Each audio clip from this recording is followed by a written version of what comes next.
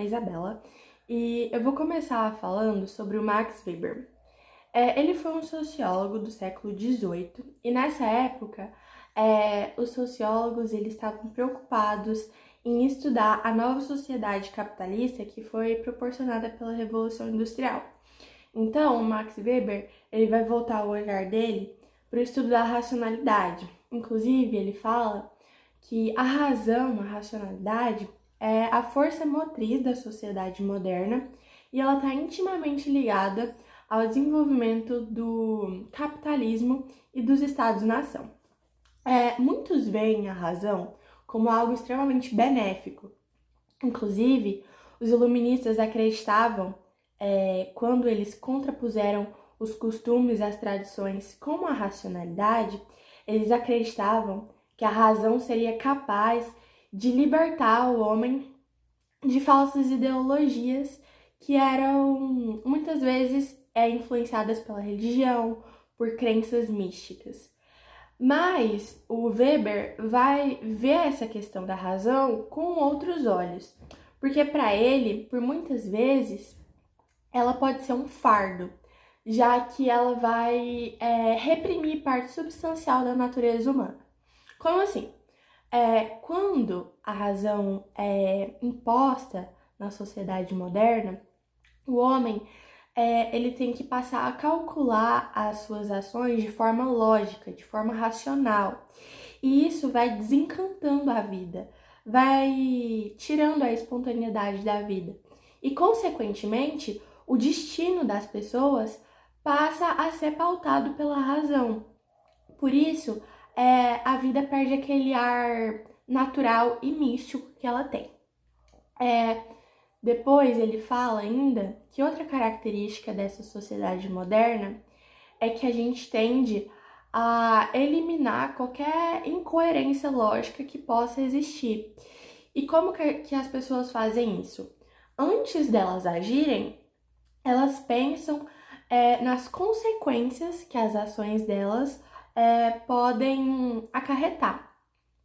E daí há um maior controle sobre as ações, um controle racional sobre tudo que é feito na modernidade.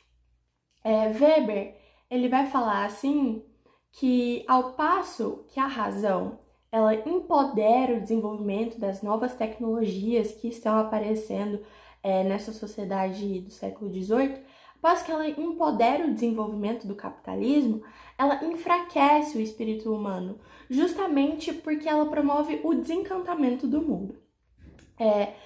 Depois ele vai falar sobre os dois tipos de racionalidade. Para ele, existe a racionalidade formal e a racionalidade substancial. A racionalidade formal é a racionalidade propriamente dita. O ser humano age de acordo com cálculos mentais lógicos, pautados pela razão. Mas ele vai ver que na racionalidade substancial, seres tribais, por exemplo, eles agiam de acordo com costumes, com crenças.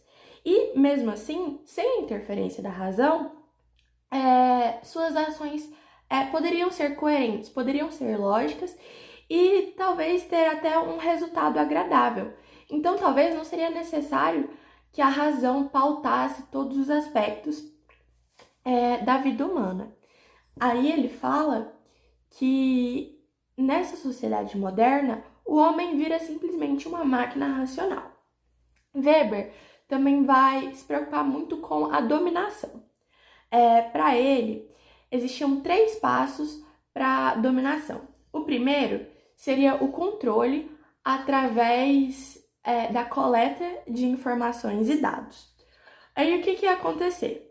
Quando as autoridades coletassem todos os dados a respeito da sociedade, o mundo ia se tornar um grande centro de resolução de problemas, a partir de um raciocínio lógico racional, obviamente. Em seguida, haveria a sistematização de todos os significados e valores presentes numa sociedade. Os valores eles não poderiam simplesmente, nascer do nada. Eles não poderiam vir de algo da religião, de crenças. Eles teriam que ser sistematizados, formalizados, justamente para ter esse filtro da racionalidade. E por fim, ele fala que a vida cotidiana teria que ser pautada por normas positivadas, justamente para diminuir a incidência de ações muito subjetivas e motivadas pelas emoções, que são coisas inatas dos seres humanos, né? A irracionalidade. Então, para prevenir acontecimentos irracionais, ações irracionais, todo o cotidiano tinha que ser ditado por normas. Para o Weber, o Estado ele tem uso legítimo da força física, ele pode usar a força física e deve usar a força física, porque senão ele some, e daí ele fala que vai aparecer uma anarquia. No entanto, ele fala também que a força física talvez não seja o único método a ser usado. Por quê? Porque ela é instável, nem sempre ela vai funcionar. Então, as autoridades que dominam a população, elas têm que buscar a dominação legítima, que para Weber é a probabilidade de um grupo a obedecer uma ordem dada. Então, assim, numa relação de dominação, tem sempre o que domina e o que se submete àquela dominação. E para Weber, existiam 3 causas principais para que os homens se submetessem àquelas ordens, né? Então, poderia ser simplesmente por um hábito, poderia ser pela crença na legitimidade dessa dominação ou pela conveniência, pela pura conveniência.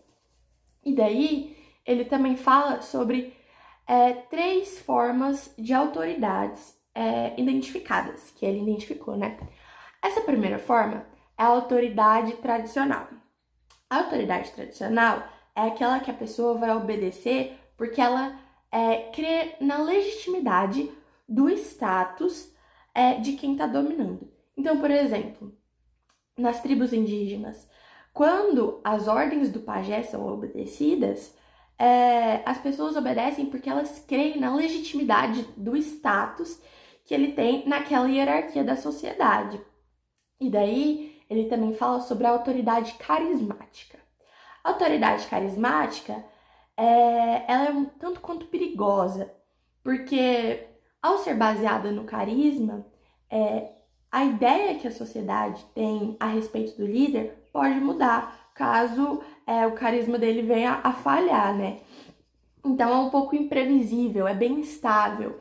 E a legitimidade das ordens é baseada somente na simpatia que os cidadãos têm pela aquela autoridade que está ali liderando eles. Por fim, ele vai falar pra gente sobre a autoridade jurídico-racional. Acho que é jurídico-racional. Essa autoridade, ela é a que a gente tem hoje em dia, né? Mas ele fala assim que os seres pertencentes àquela sociedade vão obedecer porque eles creem na legitimidade do sistema que foi estabelecido. Então, Weber vai observar que, ao contrário do passado, quando a maioria das autoridades eram autoridades tradicionais, na modernidade, a autoridade predominante é essa autoridade jurídico-racional, essa autoridade positivada do sistema jurídico. E daí, passa-se a impressão de que porque essa autoridade é racional, ela foi bem codificadinha, passa-se a impressão que ela é mais confiável. Mas Weber vai falar que a gente tem que tomar cuidado com isso. Por quê? Porque existem critérios, por assim dizer, que devem ser observados para conferir realmente a legitimidade dessa autoridade. Primeiro, Weber vai falar que, para que seja legítimo, tem que ter um código jurídico estabelecido. Seja ele estabelecido com consenso da população, uma consulta. No texto, ele não fala nem de uma democracia, ele não fala que deve haver um plebiscito, não. Ele só fala que tem que ter um consenso da maioria, de que aquilo lá é o que a população quer, ou caso esse código de leis seja imposto à sociedade, também tem que ter uma consulta com o povo para ver se é realmente isso que eles querem, para ver se eles estão de acordo com a imposição dessas leis. Depois, ele vai falar, assim, que para que seja legítimo, são 4 passos. Esse foi o primeiro, agora é o segundo. Para que seja legítimo, as vivências sociais devem ser limitadas pelos meios legais. Então, tudo que as pessoas fazem tem que ser pautado pela lei. Tem que ter um limite legal para tudo. E aí que entra as penalidades, né? Se não tiver de acordo com a lei, aí entra o direito criminal, entendeu? Das penalidades mesmo, em prol de uma ordem social. Em seguida, ele vai falar sobre a questão dos presidentes, dos funcionários públicos. Ele fala que mesmo que uma pessoa tenha cargo público, mesmo que ela seja legislador, ele foi o cara que criou a lei, ele deve estar sujeito a essa lei como qualquer outro cidadão. Só porque ele tem uma função jurídica diferente, por exemplo, de um cara que trabalha dentro de uma fábrica, isso não quer dizer que ele está isento de respeitar a lei, ele deve respeitar da mesma forma. Por fim, ele vai falar que quando nós obedecemos alguma figura, por exemplo, um policial te para na blitz, te pede seus documentos, você simplesmente fala para ele, não vou te dar, achei sua cara muito feia. Isso não pode. Por quê? Porque você não está obedecendo a uma pessoa, você está obedecendo a uma figura jurídica, um papel jurídico, ele fala assim, um papel jurídico que a pessoa tem na sociedade. Depois, o Weber vai falar pra gente sobre a metodologia do estudo sociológico. Para Weber, a sociologia deveria se incumbir da interpretação das ações sociais e da análise das causas e das consequências dessas ações. E daí, ele vai mostrar pra gente as ações sociais e as ações humanas. E o que seria isso? As ações humanas, elas são ações individuais, são particulares e são dotadas de um significado, elas dão significado ao comportamento humano. Já a ação social, ela gira em torno de um coletivo. Então, ela também vai dotar significado ao comportamento, mas ela não vai considerar só um indivíduo, ela vai considerar o coletivo como um todo e vai ter um objetivo que também considera todo o coletivo. Weber ainda fala assim que nós devemos prestar bastante atenção, porque apesar de uma ação ser particular, a ação humana pode ser particular, apesar dela ser individual também, se ela se tornar muito regular, aí ela terá que ser estudada, porque vai ser um fato recorrente e vai virar um fenômeno social, obviamente. Então, tem isso também. E, numa interpretação mais profunda, a gente vê, assim, que esse olhar do Weber sobre a metodologia sociológica, ele é antipositivista. Por quê? Porque a interpretação é algo subjetivo, ela não é a mesma para todos. Então, não é algo extremamente pautado pela razão, ela está aberta a interpretações. Por fim, o Weber vai fazer um questionamento. Será que essa interpretação constante sobre todas as ações humanas, ela é realmente benéfica? Ela vai trazer alguma possibilidade de evolução para a sociedade? Ela vai ser boa? Weber fala que não. Por quê? Porque se a gente for procurar motivos para tudo que acontece em sociedade, para todas as ações, se for procurar significado racional por trás de tudo que acontece no cotidiano, a vida vai perder a graça. A gente vai perder o encanto com o mundo. Weber fala muito do desencantamento da vida. Então a vida vai ficar chata se a gente procurar significado racional por trás de tudo. E ele ainda fala que apesar da constante razão presente na sociedade moderna, as liberdades, principalmente dos trabalhadores, continuam bem reprimidas. Ele é um cara que ele vai falar sobre a rotina, sobre a disciplina da sociedade moderna. E quando ele analisa todo o contexto dessa sociedade capitalista, que vai explorar o proletariado com longas jornadas de trabalho, condições ruins dentro das fábricas, ele vai ver que toda a rotina daquele trabalhador é pautada no seu papel que ele tem na sociedade, no seu papel de trabalhador. Então ele não vai ter tempo para fazer mais nada, porque ele tá ali todo dia trabalhando e ele é disciplinado para aquilo. Há uma coisa que ele fala que acontece nessa sociedade que foi engrandecida com a industrialização, que é o disciplinamento. O disciplinamento é uma forma de dominação que acontece por meio da educação. Weber fala assim que uma pessoa, por exemplo, rica e uma pobre, elas não vão ter a mesma educação, obviamente. E daí os sonhos e as aspirações dela vão ser diferentes. E o que acontece? Na educação das classes trabalhadoras, há o disciplinamento. Quando a pessoa ela está extremamente disciplinada, ela é treinada, assim, por assim dizer, a obedecer todas as ordens que as autoridades dão. Então, ela está sendo treinada para ser dominada e isso vai conferir a base da estrutura social moderna.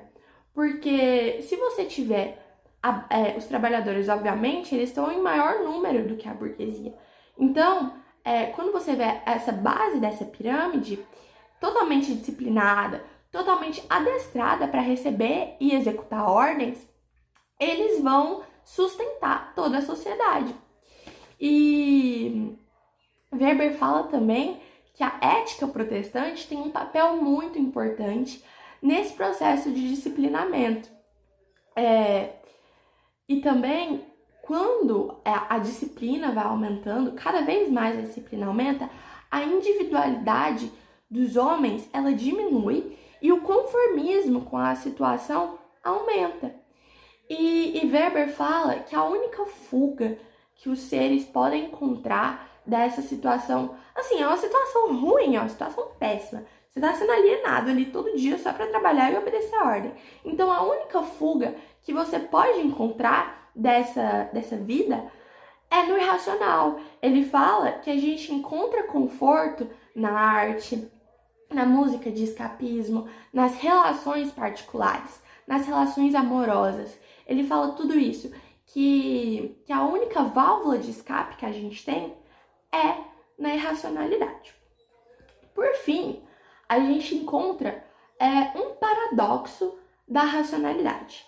Qual seria esse paradoxo? É o seguinte: quando a razão é constantemente imposta na nossa vida, as pessoas se esqueceram de que na natureza humana nem tudo é racional.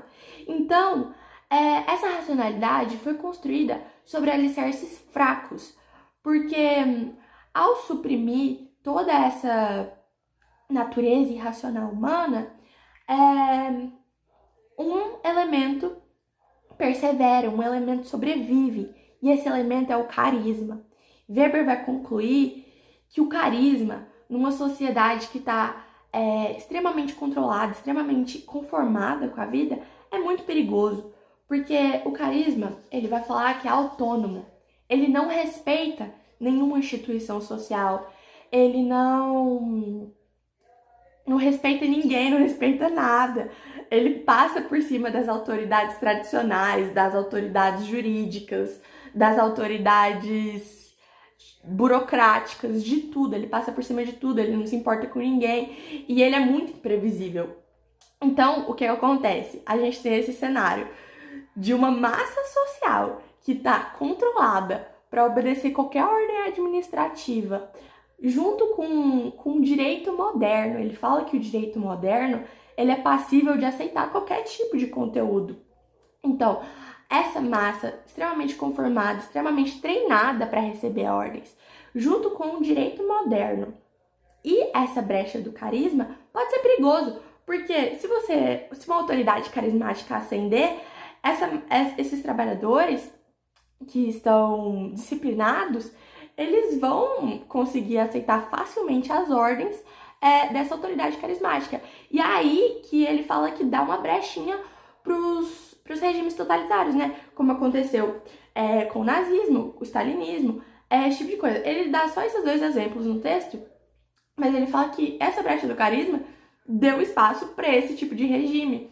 Então, tem isso. E daí, por fim, ele vai falar um pouquinho sobre a ciência do direito na modernidade.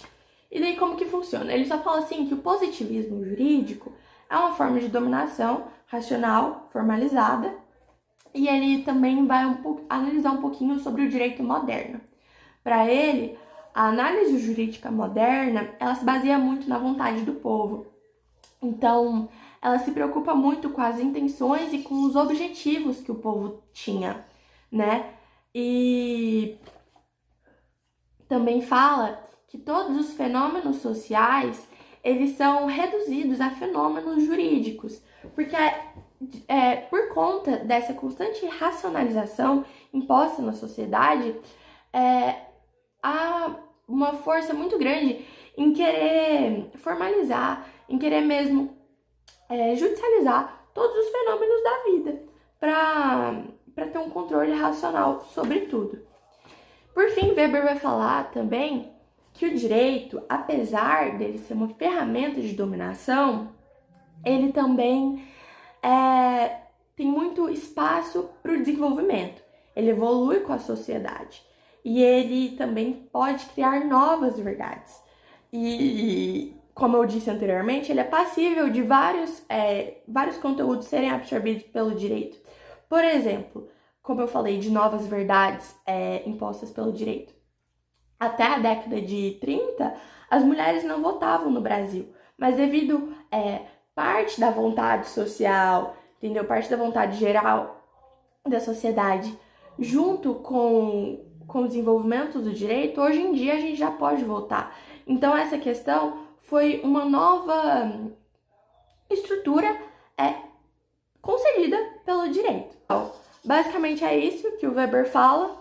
E agora, para a próxima fala. Obrigada. Olá, meu nome é Thaisa e eu vou explicar sobre o capítulo que fala de Nietzsche. Bom, Nietzsche ele foi o filósofo e escritor mais polêmico do século XX. E até pouco tempo, Nietzsche era, no mundo anglo-americano, seus escritos eram vistos como uma literatura abstrata e ele como um paladino que anunciava a morte de Deus e o advento do niilismo. Ele foi reconhecido como filósofo adotado pela Alemanha nazista, como um antissemita e um pró-ariano irracional, delirante e bombástico. Em seus primeiros escritos, Nietzsche ele se aprofundou, mergulhou na tragédia grega, nas ideias de Schopenhauer e também nas do escritor Richard Wagner. Nietzsche ele pregava que nós temos que afirmar a vida e que os homens deviam parar de negá-la e rejeitá-la e passar a ver como ela realmente é. Nietzsche ele podia ser facilmente mal interpretado. Exemplo disso foi a maneira como ele transformou a ideia central da tradição filosófica alemã, dizendo que deveria haver um impulso que mais tarde ele vai chamar de ideia de potência e que devíamos ser voltados para que esse impulso deveria voltar para a busca incansável da grandeza e que mais tarde também os nazistas vão ver como uma diretriz. Porém, ele era um adversário implacável da psicologia de rebanho que os nazistas usavam e da estrutura utilitária que eles também usaram como uma solução final para o problema judeu. Ele criticaria todo o movimento como uma moral e mentalidade de rebanho. Só que isso não quer dizer que Nietzsche tenha um assento garantido na tradição liberal humanista. Na verdade, Nietzsche ele acreditava que devíamos fazer com que acontecesse uma modernização radical. E as suas ideias eram vistas como algo inquietante, perturbador, obscuro. Elas eram abertas a múltiplas interpretações e eram contraditórias.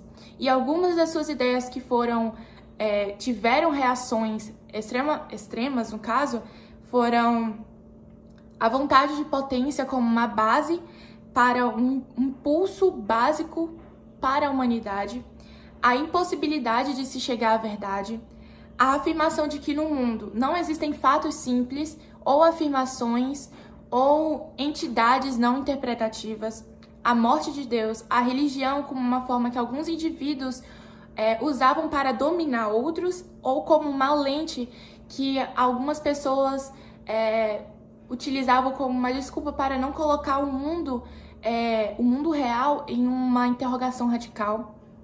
A ideia do super-homem, que seria um indivíduo que se submete, que se sujeita a autoanálise e autocontrole rigorosos.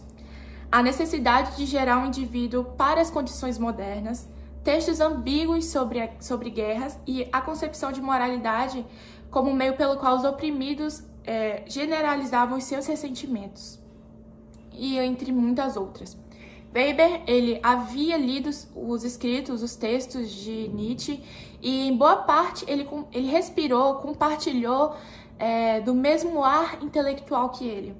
Porém, enquanto Weber previu uma desilusão do mundo quanto mais ele se secularizava, e também dizia que os indivíduos estavam presos a uma racionalidade, Nietzsche, ele afirmava, ele colocava que devíamos ir além dessas reflexões, que deveríamos recriar, porque para ele a modernidade ainda não havia realmente se modernizado, que a filosofia social e a ética ainda não estavam plenamente reflexivas, que a modernidade ainda não havia matado Deus e que o mundo ainda não havia se secularizado por inteiro.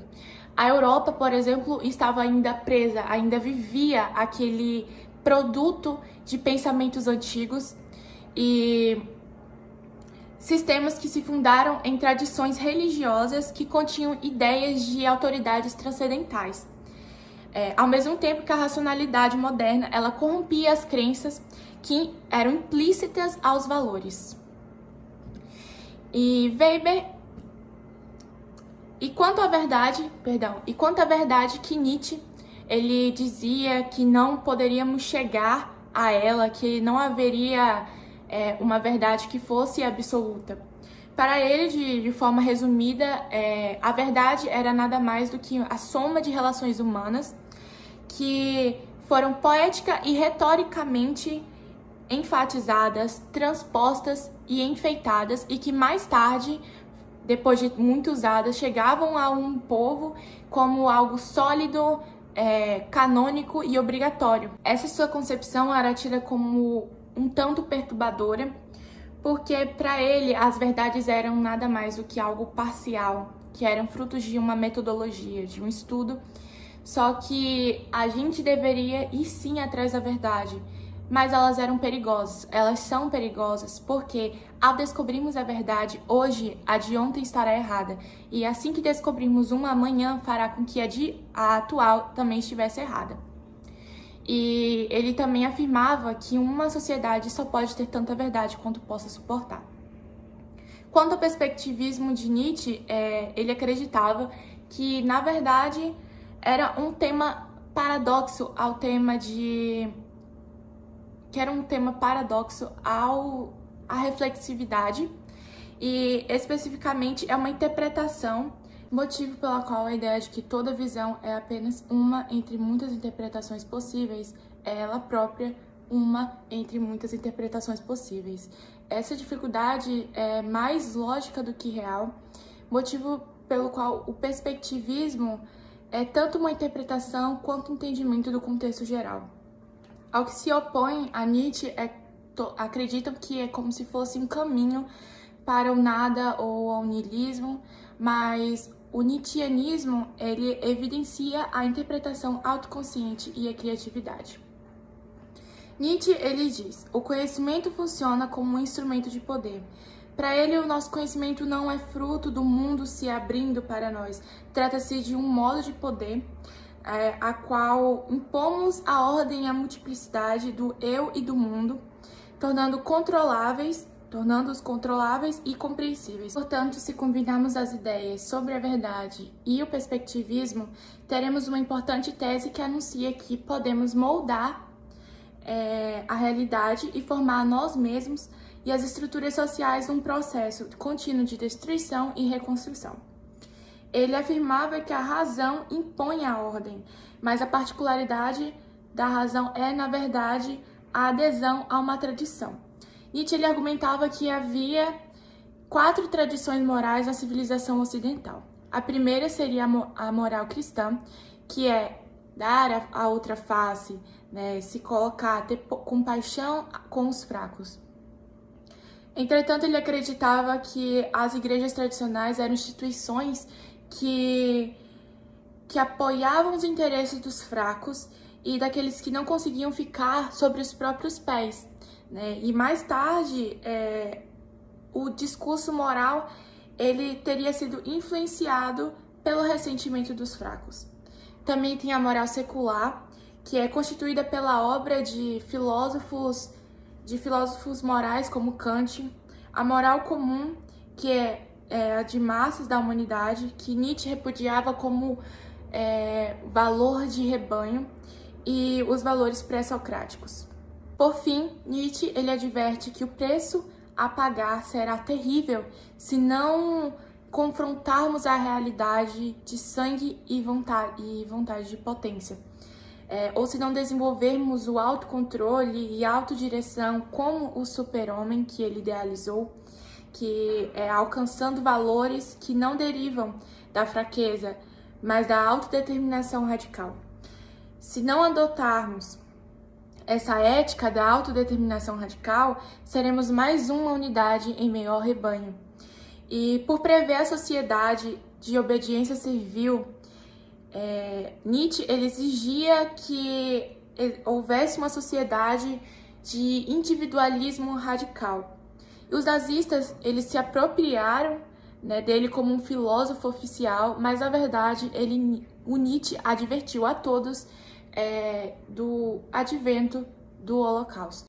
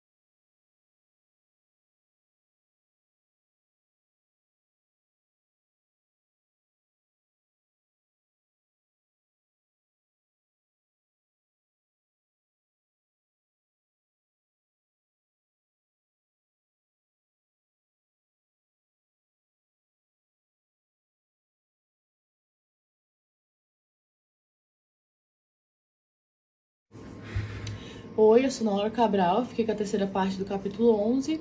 Nessa parte ele já começa falando que o Holocausto não teria ocorrido sem a destruição de qualidades como a solidariedade e a empatia. Logo em seguida ele fala sobre o disciplinamento dos guardas dos campos e dos homens da SS. Os administradores dos campos eram os homens da SS e as humilhações que os recrutas da SS, que eram as tropas de elite, passavam, era semelhante à que era imposta nesses campos. Pois a disciplina leva à obediência através da brutalidade, além que isso favorecia a pouca iniciativa ou a compaixão pessoal. As regras e regulamentos passaram a ter classificações diferentes também, normais ou normais, oficiais ou não oficiais, mesmo caso com diferentes interpretações para que os homens da SS pudessem alcançar objetivos não oficiais. E por essa mesma razão, era recorrente que eles ganhassem direitos e prerrogativas de instituições oficiais do Estado. Tudo isso foi uma maneira de camuflar os acontecimentos nos campos, já que em 1935, uma ordem emitida por Himmler proibia atos individuais independentes contra os judeus. Ele também vai trazendo a filosofia do direito e a reação ao regime nazista e ao Holocausto. A Alemanha inteira estava em um sentimento de arrependimento, já que além de ter perdido a guerra, tinha perdido por um motivo super vil. E agora, no âmbito da filosofia, a preocupação era devido à relatividade dos direitos dos conceitos jurídicos, e como ele poderia ser usado como instrumento para legislar pelo poder ideológico. Apesar de ser praticado em nome do nazismo, e uma perspectiva jurídica positiva, os decretos configuram sim um direito válido. Agora, o termo banalidade do mal é um conceito escrito pela judia Hannah Arendt, que fala como o regime nazista foi um produto de modernas estruturas e constelações políticas que, usando todos os recursos do Estado moderno, foi capaz de justificar a escravidão e a opressão em nome do bem comum. Rand Brush acreditava na relatividade dos valores reivindicados em nome da justiça. Para ele, o direito tem o objetivo geral de buscar a justiça, porém, a justiça é um termo determinado. E por isso é necessário implementar dois novos conceitos a ela, a experiência e a certeza legal. Os dois conceitos são regidos pela ordem jurídica, mas cada um segue direções opostas. A certeza jurídica requer leis fixas e estáveis, e já a justiça e a experiência diz que o sistema se adapte às novas circunstâncias sociais e econômicas. As medidas tomadas na Primeira Guerra Mundial se mostraram ineficazes ou contraproducentes. Então foi decidida a criação de um fórum legal para haver-se com os nazistas presos. Mas o objetivo do julgamento de Nuremberg não se limitava simplesmente a punir a liderança nazista. Eles queriam criar um precedente que estabelecesse a guerra de agressão como crime internacional, um registro abrangente das atrocidades da Alemanha nazista e um meio de restabelecer o princípio geral do direito da Alemanha através do uso do processo judicial. No entanto, os aliados não havia uma posição consensual entre eles, pois colocavam-se entre duas questões jurídicas de extrema importância, a criação do tribunal e a legalidade dos atos nazistas, pois havia o questionamento. Os nazistas haviam infringido um direito existente, eles haviam praticado atrocidades ou só estavam seguindo ordens. Além disso, se tornou difícil evitar as acusações que o tribunal equivalia a impor injustiça dos vitoriosos a derrotados impotentes, ou refutar as acusações de que o julgamento era ex post facto, no sentido de que punia os indivíduos cujos atos não haviam sido criminosos quando praticados. Foi através de uma carta que oferecia legitimação que o tribunal foi criado. Após isso, os aliados tinham o poder e a vontade política de criar as bases para a reinterpretação criativa do direito constitucional internacional, de modo que criasse uma nova forma de direito positivo internacional. Porém, se tivesse prevalecido o poder nazista, a autoridade para determinar como devem ser as coisas teria considerado que nenhuma lei foi infringida e nenhum crime contra a humanidade foi feito. A Alemanha, atualmente, não consegue achar nenhum pensamento jurídico que preencha o vazio do nazismo. Mas foi um bocadinho de exercício social e político do poder conferido pela vitória para mudar o sentido do destino da imaginação constitucional da sociedade pós-guerra, que o Tribunal de Nuremberg legitimou publicamente suas alicerces. Agora, explicando mais sobre o legalismo, Judith Sharlach distingue dois tipos de legalismo. O primeiro é uma atitude mental dos profissionais do direito e dos filósofos do direito, que introduzem uma separação entre legalidade e processos sociais. Esse procedimento serviu para separar totalmente o direito do contexto social em que existe. O segundo é uma técnica social, atitude ética que sustenta que a conduta moral diz respeito à obediência às regras. As duas definições seguem caminhos opostos. Pode ser o legalismo opção por ser o legalismo uma opção política, é possível sacrificá-lo em nome dos objetivos mais importantes. Porém, não é essa a mensagem que Charlotte quer passar. Ela afirma que existem boas e más políticas, bons e maus julgamentos políticos.